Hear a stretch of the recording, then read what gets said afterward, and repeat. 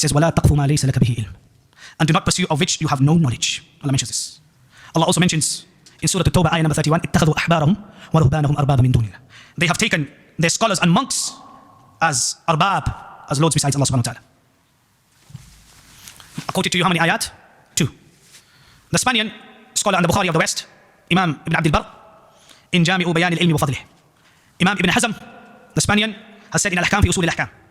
Al-Khatib al-Baghdadi has said in Al-Faqih wal-Mutafaqih. They have all used these 2 ayat to refute Taqleed. They say these 2 ayats are evidence that Taqleed is haram.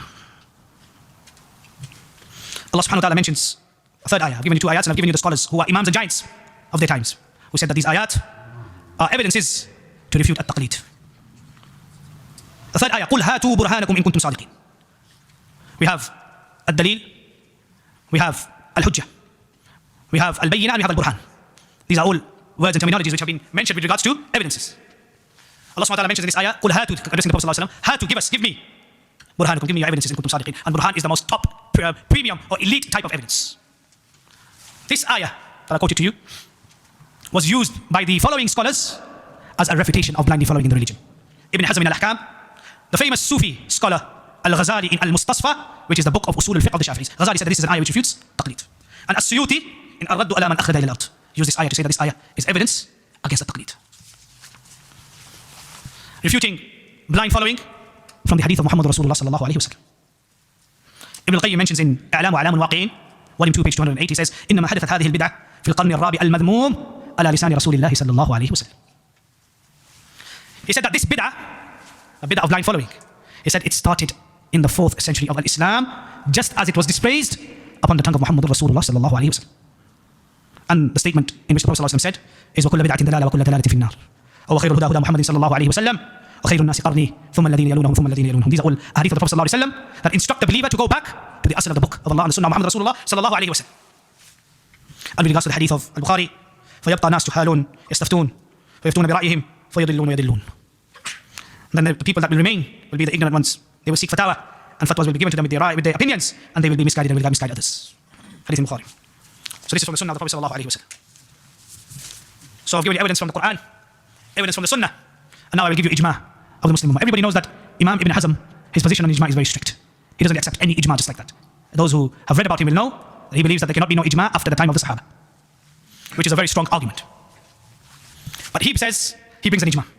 Hafidh Ibn Hazm, he brings an ijma. He states in An-Nubdatul Kafiyah, he says it is authentically established that all the companions, every single one of them, and all the tabi'een, every single one of them, unanimously agree that to accept all the opinions of every single one of them of a single person is prohibited, haram, and not permissible in the deen of Allah. Those people who take all the opinions of Abu Hanifa, Imam Malik, Imam Shafi, and Imam Ahmad, whilst having knowledge, and whichever imam they adopt, they do not abandon a single opinion of his. They must know that they have opposed the ijma of the Muslim ummah. They have left the path of the believers. Also, these very imams have prevented others from blindly following them. This is what Ibn Hazm said, rahimahullah. There is ijma. You can't accept and blindly follow anybody. The next issue is to bring refuting blind following from the companions. Abdullah ibn Mas'ud radiyallahu anhu, he said in a statement which has been reported by Al-Bayhaqi in his Sunan al-Kubra and the Sanad sahih. He said, لا تقلدوا دينكم الرجال فإن أبيتم فبالأموات ولا بالأحياء. That do not blindly follow. لا تقلدوا. So now we find that the word taqleed has been used by the companions, but in a dispraised and in a prohibited manner. That do not blindly follow the men in the religion. And if you don't accept this, if you reject this, فإن أبيتم, then follow those who are dead and who are not living. What does this statement mean? To follow the dead? Meaning that those who have dead, the fitna is finished with them. If they died upon goodness, you know their opinions are all known. So you can choose from that which is right and that which is wrong. But if you take and blindly follow those who are alive, then the fitna is great. If you blindly follow him today in this, tomorrow you blindly follow him in that, tomorrow you blindly follow him in that. The dead, the fitna is clear. The ulama have known what this person died upon and what he called upon, and they have made it clear. Mu'adh ibn Jabal, as Waqi ibn Jarrah has mentioned in Kitab al-Zuhd, and the Sanad is Hasan.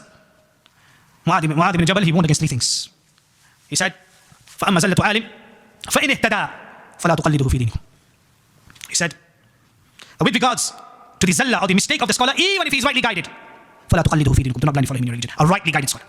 Look at the words of Mu'adh ibn Jabal, reported in the Kitab al-Zuhd of Waqi ibn Jarrah, and the Sanad is Hasan. So this was with regards to the companions, Ridwanullahi alayhim ajma'in, Abdullah ibn Mas'ud, Mu'adh ibn Jabal. Now we come from the statements or the narrations of the Salaf, from amongst the Salaf, those who came after the companions.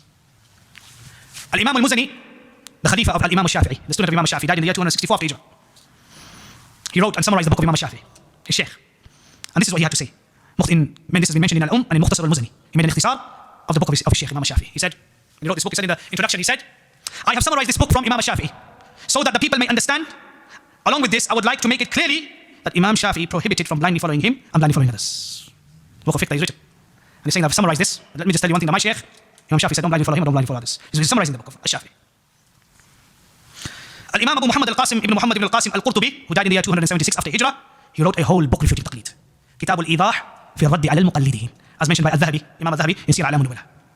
Volume 13, page 329, and the Tarjuma is 150. So this is with regards to some of the statements of the Salaf. That they say that don't blindly follow them. But not only did they prohibit blind following, they even wrote books. We've started to mention the books. A lot of our time would be taken up. But anyway, we have the next issue, which is that evidence has been given from the Quran, from the Sunnah, from the Ijma' of the Muslim Ummah, from the Sahaba and from the Salaf. Now we will give you evidences from those who claim that you should blindly follow. They scholars, meaning the Hanafi,